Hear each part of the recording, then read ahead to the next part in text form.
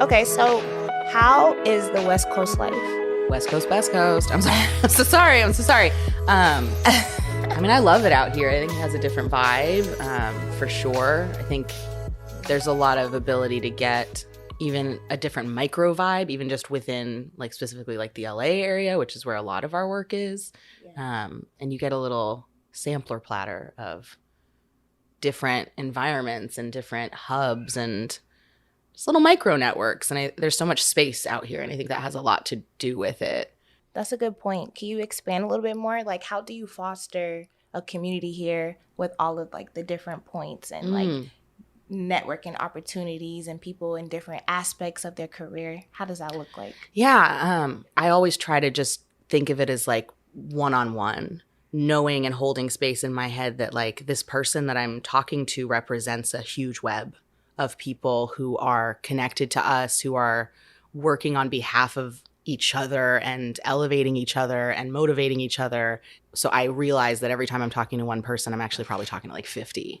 And I try to keep that awareness as we move forward, knowing that, like, if the idea has risen to somebody sitting in front of me, pitching it to me or asking for support, that, like, it took a lot of work to get there, right? As people, we know that as human beings out here, it's hard to even get to the place to say, like, I have this idea and, like, I want to put it in front of you, and I trust you not to, you know, jump all over it and stomp on it. And, like, it's all leaning in. And if you're leaning in, I'm leaning in too. Like, what are we doing? Where are we going? Yeah. You kind of lean on your tribe for that, right? I don't see it as much like me trying to have a foot in all of these different areas. It's more like I can rest and know that, well, I'm connected to these people, and I know that these people are really passionate about these topics, and that's how I can, like, make sure all of this wide range and this wide spectrum of West Coastness between just all of our different backgrounds and industry and everything. It's like you kind of just end up relating to different community leaders, essentially, that kind of provide that context for you. You need community for community, right? Like, you need your people that help you stay grounded with the larger and broader everything. I think now even more than ever, like, you really have to come out here and visit, like, the alumni community to really get a sense of you know, the community that they want to build, you know. And I think it's a lot about building trust and having empathy. And I've seen the people that don't do that well and are a little bit more competitive not really thrive, because then you're kind of missing out on your network. 1,000%. Nothing will alienate people faster than, like, not everybody wants to sit in this competitive energy all the time. We're going to get it from the noise around the world, no matter what we do. And I think especially when you're trying to, like, build community, you want a place where your vulnerability is safe. And, like, you need a place that recognizes that we're going to grow from each other, and there needs to be the space to do that. And I think that's a lot of what you're speaking to. Yeah. There is no possibility to do the fast churn that is Los Angeles and Hollywood and all of that solo. You need a team of people to do stuff. And I think that I'm very grateful for that overlap of need, where it's like it's part of why community is really strong out here, I think, because the work necessitates that you have a strong team of people around you to be able to get the stuff done that's being asked of you. So that creates this overflow of, like, oh, I need community, not only just for all the reasons we need community as human beings, but also because my work is not possible to get done if I don't have people around me to do it that I trust. And it's that thing I always hear too. It's like, if you're going to be spending so many hours a day, a week, a month, a year with someone, you want it to be someone that you can at least enjoy being around.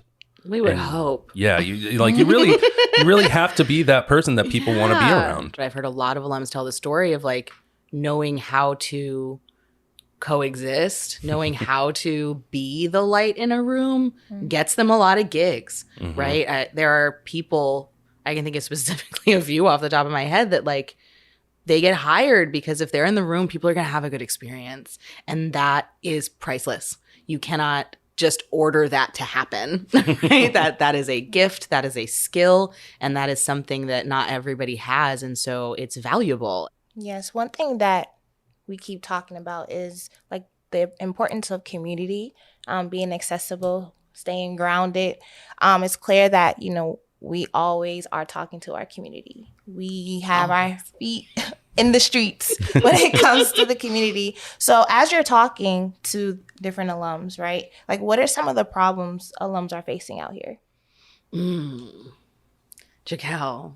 Or like how, that's a big question. Or like how can we support them? Like, what does support look like for them? I think it's what we've been talking about, like allowing them to be able to bring their problems, right? Like where is this on the agenda in any industry? It's not even just the creative spaces, but I do think particularly in creative spaces, right? Like we're creating things where there was nothing. And in that, like, there are no pathways. So it's almost like every project you're creating the workflows that create the project, because it changes based on who's involved, how they've done it before, right? It's not like the infrastructure and freeways exist and you just drive on them. That's not how our work works. And so I think being able to have the like, well, this is where I'm at. This is my reality right now. This is how I'm taking this moment. This is how I'm feeling. This is how I received that.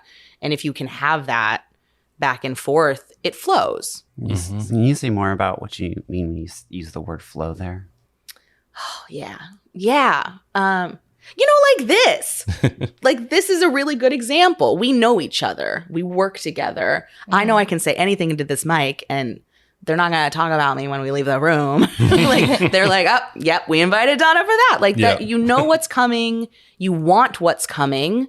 Even if it's not going to be, yes, I want everything they do. They're dropping every gem. We're just going to listen and follow. It's like, whatever you're going to say is going to inspire something in me, and our collaboration is going to bring the thing we both actually really want. Yeah. And it just happens without having to figure out how it's going to happen every step of the way. You just move. I mean, it makes me think about when I moved back to Boston after college, and I'm from Boston. Part of the thing that doesn't give me FOMO about Berkeley is that I recorded in the basements of 150 before anybody in this room. Even though I didn't go to Berkeley. But I went back to Boston and like I had no friends, even though I was from there. Yeah. Like the people that I worked with were kind of transient. They'd come into town, hire me for work, and then they'd be gone. And then winter would come. You know? But then like out here, you kind of see, even when we were just doing the alumni brunch yesterday, you see people seeing each other that haven't seen each other for a while, giving each other hugs and, you know, being really appreciative of having other people in their presence. It's definitely a different vibe. When we talk about it being a soft place to land, like, it's a soft place to land to explore, but like there's no guarantees with any of this, which is true of anywhere, but just that element of it is that we all have to find where we are able to do the creative things that we want to do, and that flourishes the best. And for some people it's LA, and some people it's not. They come out here and they try it and it doesn't work. You got to do the work and you got to put in the time. You know, when people show up to Berkeley, they're always like, I'm here, I can play the trumpet. And then you got like 80 other trumpet players that are like making you feel bad. That's a moment. And then when you graduate, kind of, I've talked to other people about this too. It's like you graduate, you decide to go where you're going to land. And then you're like, I'm here. Give me my jobs that I'm going to choose. And then it's like, oh, wait. Yeah, you gotta this has been going on. That. You gotta open the door. You gotta build the welcome mat. You gotta. There's a process. There's steps. Yeah. And those steps are what like teach you how you're gonna keep the career going. How can alums engage with you all over here? Oh, I mean, I feel like we're pretty accessible. We out here in these streets. I do want to talk to you. I'm not just going to email you back and forth. Yeah, I want to meet. I want to see your face. Right. I want to know you and what lights you up and what you see for yourself, so that I can think about what I have to work with and how we can bring some of those pieces together. Because that to me is the magic of like this role, is like how can we leverage this community and what we all honor as our legacy, and how can we see ourselves in it and continue that fabric. No, and that also helps inform the programming that you two do out here. It is the programming, Yeah, all the events. And, you know, one of the things that David Bogan said yesterday, I really liked when he was talking about people doing the QR code for the strategic plan input and stuff. And then he was just like, and if that's all too much for you, just come up to me after the program and tell me, you know? Yeah. Walk up. I think just like underlining like intentionality is really important when trying to connect, and it'll serve you best. Yes. For me, the biggest thing right now has been like the friend requests that don't have, if we haven't met and you're friend requesting, it's just really hard to know like, yo, what do you want? What do you need from me? Especially in people for folks like Dāna and I in the positions that we're in, like we do want to connect. Like, and if that's you asking to connect, I don't want it to be a missed opportunity. So please, if you're really seeking that connection, like it's more than a friend request. Like reach out, let us know what it is that you're needing and that you're wanting to connect about something. And like, let's have that conversation. You guys are already like talking about this, but what is one thing that you want alums to know? Oh, that we are Berkeley. I don't know. I don't even know how many people even know this anymore, right? There's been staff out here for like over 30 years. And that has a big part of why there is this connectivity that we've been talking about, right? It's a legacy, right? Peter Gordon was out here for decades. And then Justine Taormino came in and she hired Zack. And then I came in after Sheila. Like there's a legacy of alumni building this community together. It's a co-created network, and it's so far from our mothership, and it's based on what we brought with us from Boston, but like it is the LA community that had its own history, its own struggles, its own like, how are we going to do this? This is a rare thing. Like other higher eds don't have the party we had yesterday. I struggled to connect with other alumni affairs professionals. It's a completely different bag to have an institution recognize the value of just straight connectivity and community. This kind of leads me to another question, which is my final question. I know I'm taking up the mic today, Jaquel. That's okay. I'm so interested. Why do people move out here to a place where there's no public transportation infrastructure or everything's really spread out, but no one wants to drive anywhere? Like people are like, oh my God, that's like 30 minutes away. No way. Yeah. I would die if I was able to drive to Berkeley from my house in 45 minutes. Like it would change my life. It would change my life. I would have so much more time. Yeah. People come out here and they don't want to drive. There's traffic out here though. There's traffic everywhere. We live in Boston. There's traffic. Suck. I think also it's very expensive out here. And so I think that it's not just the time, it's like the gas money and the like. Yeah, the gas is expensive. It's almost like everybody's on a real tight energy budget too. So it's like we will go if we know what we're going to get when we get there. Like what is it? Can I assess it? Yes, it's what I want. Then I will put my resources in. The cost is not greater than the return. Great, we'll do it. Well, there you have it.